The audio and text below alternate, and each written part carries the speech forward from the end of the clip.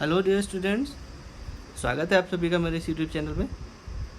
आज हम जो टॉपिक डिस्कस करने जा रहे हैं उसका नाम है Y TEM mode does not exist in rectangular waveguide.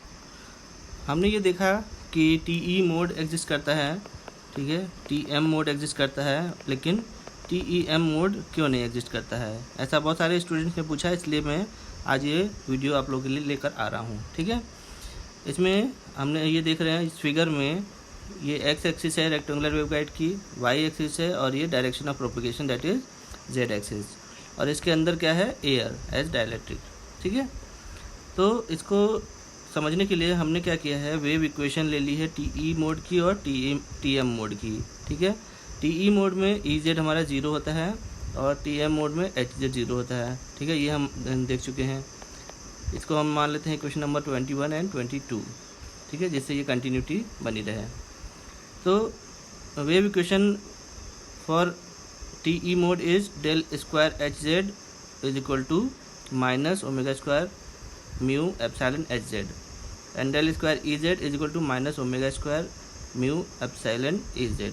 ठीक है, अब अगर हम डेल स्क्वायर EZ को रेक्टेंगुलर कोऑर्डिनेट सिस्टम में एक्सपेंड करें तो क्या आएगा, ये आएगा del square EZ upon del x square plus ये जो भी है पार्शियल डिफरेंशिएशन है। ठीक है, इसको समझने के लिए हमें रेक्टेंगुलर कोऑर्डिनेट सिस्टम में जाना पड़ेगा, इसलिए आपको इसको याद रखना है। ठीक है, del square EZ upon del y square plus del square EZ upon del z square is equal to minus omega square mu epsilon EZ। ठीक है, अब हमने क्या किया है कि नेक्स्ट जो स्टेप है उसमें क्या किया हमने, जो del by del z square है उसको हमने अज्यूम कर लिया है गामा स्क्वायर। ठीक है, इसको हमने यहाँ पर सब्स्टिट्यूट कर दिया। फिर क्या आ गया, ये वाला टर्म, फर्स्ट वाला, सेकेंड वाला टर्म एज इट इज़, और ये जो टर्म है वो हो गया gamma square EZ and is equal to this one. ठीक है, ये हो गया 4.24। फिर अब हमने क्या किया, इस जो राइट हैंड साइड वाले टर्म को लेफ्ट हैंड साइड लिया है, यहाँ पर EZ और EZ दोनों को कॉमन ले लिया है। ठीक है, तो ये हो गया gamma square plus omega square mu epsilon. ठीक है, नाउ लेट, इस टर्म को हमने क्या एज्यूम कर लिया, H स्क्वायर। ठीक है, तो ये क्या हो गया, इसकी जगह पे हमने अब यहाँ पर H स्क्वायर पुट कर दिया। ठीक, ये हो गया फॉर TM वेव, राइट। अब इसी तरह से ये हो गया TE, यहाँ पर गलत लिखा है। ठीक है, फिर इसी तरह से हमने सॉल्व किया दूसरी इक्वेशन के लिए, डेल स्क्वायर HZ के लिए, उसको सॉल्व किया तो हमारा ये आ गया। ठीक है, तो ये आ जाएगी दो इक्वेशन 4.26 एंड 4.27, राइट। अब इन दोनों को याद रखना है हमें।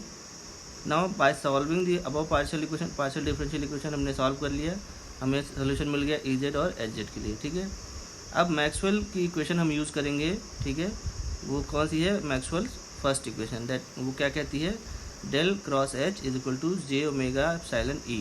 ठीक है, समझ में आ रहा है, ये इक्वेशन हम यूज़ कर रहे हैं मैक्सवेल की, राइट। अब अगर हम एक्सपैंड करें डेल क्रॉस H को, ठीक है, इस जगह पे हमने देखा यहाँ पर डेल क्रॉस H दिया हुआ है नीचे, इसको एक्सपैंड करेंगे तो मतलब ये हमारा डेल जो है वो डिटर्मिनेंट है, इसका डिटर्मिनेंट निकालेंगे। तो यहाँ पर है ये I, J और K तीन कंपोनेंट, और एक्सपैंड करने पर ये, अगर आपको नहीं समझ में आ रहा है तो यहाँ मैं दिखा दूँ, ये जो हमने यहाँ पर एक्सपैंड किया है, ठीक है, तो यहाँ पर एक कंपोनेंट ये हो गया, एक ये और एक ये तीन। इसी तरह से यहाँ पर है del by del x, del by del Y, del by z z, HX HY HZ and is equal to J omega epsilon, और E को हमने एक्सपेंड कर लिया IEX JEX JEY and KEZ से। ठीक है, फिर अगेन हमने क्या किया, डेल बाई डेल जेड को रिप्लेस कर दिया minus omega, sorry minus gamma से, तो यहाँ पर आ गया ये माइनस गामा, ये एज इट इज़ रहा। ठीक है, अब जब हम इसका डिटर्मिनेंट निकालेंगे, सॉल्व करेंगे, ठीक है, तो ये हो जाएगा डेल, डिटर्मिनेंट अगर आपको नहीं निकालना आता है तो एक बार देख लीजिएगा इसमें कैसे निकालते हैं। फर्स्ट वाला जो है ये I इंटू ये जो पॉइंट है इसको मल्टीप्लाई किया जाता है। ठीक है, इसको इससे और इसको इससे। ठीक, तो ये हो जाएगा del by del HY HZ upon del y, ये दोनों। ठीक है, plus gamma H Y and that is equal to this I को हमने क्या किया है, इसके आई के कोफिशिएंट्स को हमने वो कर दिया है, इक्वेट कर दिया है, ठीक है, equating coefficients of I J and के, ठीक है। फिर दूसरा जो इक्वेशन आया 29 वाली इक्वेशन कैसे आई है, यहाँ पर हमने जे लिया, ठीक है, और फिर इस जे को लेने के बाद ये वाला टर्म और ये वाला टर्म मल्टीप्लाई कर दिया तो ये आ गया, इसी तरह से के वाला इक्वेट कर दिया, ठीक है। तो हमारे पास यहाँ 3 इक्वेशन आ गए 4.28, 29 एंड 30, राइट। अब इनको ध्यान रखना है। फिर अब हमने क्या किया है, सेकेंड इक्वेशन की यूज़ की है मैक्सवेल की, जो कहती है del cross E is equal to minus J omega mu H, right. अब हमने क्या किया, डेल क्रॉस ई को इसी तरह से एक्सपेंड किया जैसा हमने डेल क्रॉस एच को यहाँ पे किया था, ठीक है।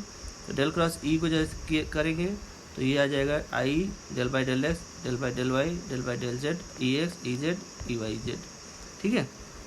फिर हमने फिर यहाँ पर रिप्लेस किया गामा से, और फिर जब इसको इक्वेट किया तो हमारे पास ये 3 इक्वेशन आ गए 31, 32 एंड 33, ठीक है। अब हमारे पास इक्वेशन आ गई ये 31, 32, 33, ठीक है, और इक्वेशन है 28, 29, 30। अब हमें क्या करना है, इक्वेशन नंबर 32, आप इस इक्वेशन को ध्यान से देखिएगा, ठीक है। इक्वेशन नंबर 32, इसमें ये जो एच वाई है हम इसकी वैल्यू निकालेंगे यहाँ से, ये इसको हम इस साइड कर देंगे, ठीक है, एच वाई निकालेंगे, और फिर इस एच वाई की जो वैल्यू है वो हम इक्वेशन नंबर 28 में एच वाई की जगह पे पुट कर देंगे, ठीक है। यहाँ पर हमने एच वाई निकाल लिया ये, अब इसको हमने 28 में पुट कर दिया, और पुट करके जब सॉल्व कर लिया हमने तो ये वाली इक्वेशन आ रही है, ठीक है। यहाँ पर इसकी जगह पे हमने एच स्क्वायर पुट कर दिया और इधर डिवाइड पे राइट हैंड साइड भेज दिया, तो हमें मिल जाएगा ई एक्स, ठीक है। इसी तरह से हम सॉल्व करेंगे ई वाई के लिए, हमें मिल जाएगा ई वाई, फिर हम सॉल्व करेंगे एच एक्स के लिए, एच वाई के लिए, ठीक है। हमें पास 4 इक्वेशंस आ जाएंगी, ठीक है। अब हमारे पास ये जो 4 इक्वेशंस हैं, अब हमको ये ध्यान रखना है कि अगर हम ध्यान रहे तो टी ई वेव के लिए ई जेड 0 होता है, टी एम के लिए एच जेड 0 होता है, ठीक है।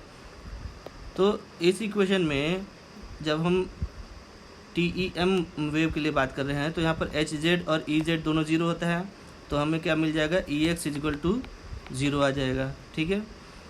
यहाँ पर भी एच जेड और ई जेड है तो हमें क्या मिलेगा, E Y is equal to 0 मिल जाएगा। E Z H Z again H X हमें 0 मिलेगा, ठीक है। ई जेड और एच जेड एच वाई भी हमें 0 मिलेगा। इसका मतलब ये हुआ कि टी ई एम मोड में हम क्या देख रहे हैं कि इलेक्ट्रिक और मैग्नेटिक कंपोनेंट सारे 0 आ रहे हैं, ठीक है। इस बेस पे हम ये कह सकते हैं कि जो टी ई एम वेव होती है वो रेक्टेंगुलर वेवगाइड में एग्जिस्ट नहीं करती है, ठीक है, does not exist in rectangular waveguide. कैसे, E X E Y E Z H X H Y ये सारे 0 आ रहे हैं क्योंकि एच जेड और ई जेड की वैल्यू जब हम पुट कर रहे हैं, ठीक है। ये वजह होती है कि टी एम वेव एग्जिस्ट नहीं करती है। तो आई होप आपको समझ में आ गया होगा। अगर कोई डाउट हो तो कमेंट करके पूछिएगा, ठीक है। Thank you.